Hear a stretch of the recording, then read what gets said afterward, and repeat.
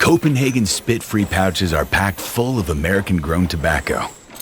Made for welders. Stuck behind masks. Or mechanics stuck on a fused spark plug. The long-haul trucker stuck in gridlock. For foremen working late at the field office. Or anytime there's no time or space to spit, there's Copenhagen spit-free pouches. Find them in stores today. Not all varieties available in all geographies. Warning, this product is not a safe alternative to cigarettes.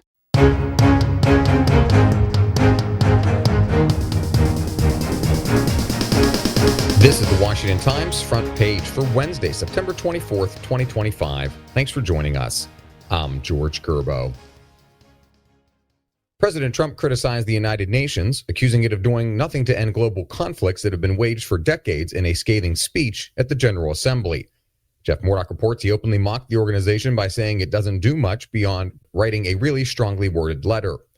He listed 7 wars he said he had resolved and asked why the UN didn't do more to end the conflicts.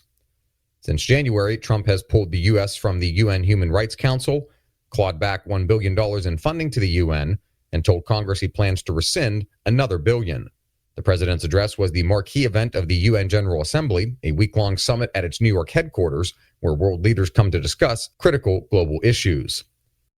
Outside the gathering, the Secret Service disabled a malicious telecommunications network in and around New York City that officials said posed a major threat to the General Assembly.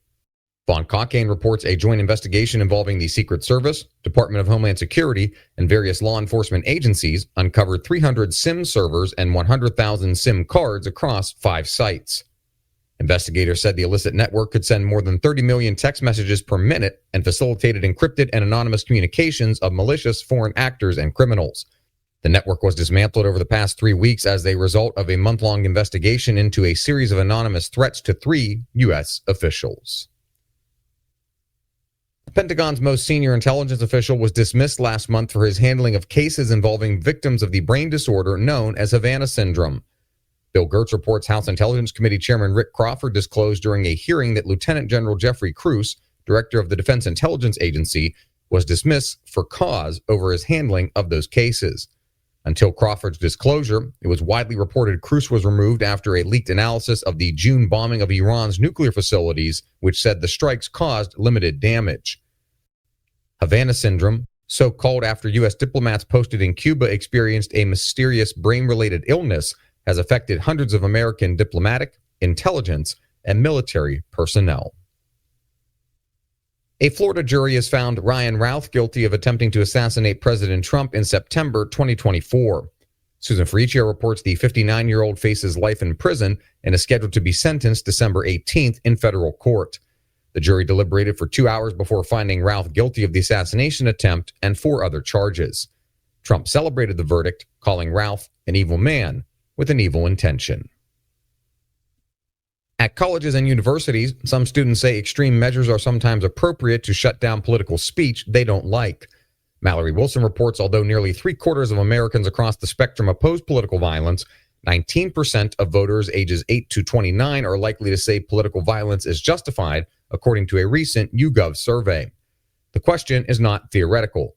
Young Americans witnessed an uptick in political violence against Republicans and Democrats before the assassination of Charlie Kirk. At the University of Maryland, students were quick to either condemn the shooting or bring up the political views Kirk expressed as a way to justify his death. And finally, Asia editor Andrew Salmon has the latest on the arrest of the leader of South Korea's Family Federation for World Peace and Unification.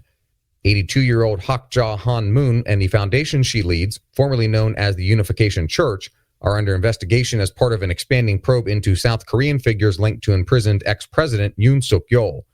Yoon set off chaos in South Korea with a swiftly overturned martial law declaration in December. A special counsel requested the court issue a custody warrant to prevent Moon from destroying evidence. The Washington Times was founded by Moon and her late husband and is owned by Operations Holdings Limited, a business subsidiary of the foundation. Find all of today's front page stories at WashingtonTimes.com/front page or on the Washington Times app, and find us wherever you get your podcasts.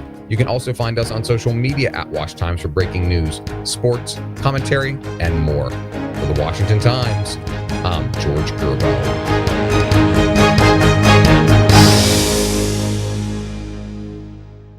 Hey, this is Dan Harris, host of the 10% Happier podcast. I'm here to tell you about a new series we're running this September on 10% Happier.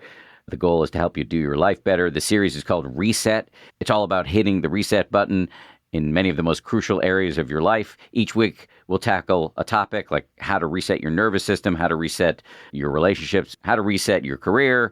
We're going to bring on top-notch scientists and world-class meditation teachers to give you deep insights and actionable advice. It's all delivered with our trademark blend of skepticism, humor, credibility, and practicality. 10% Happier is self-help for smart people. Come join the party.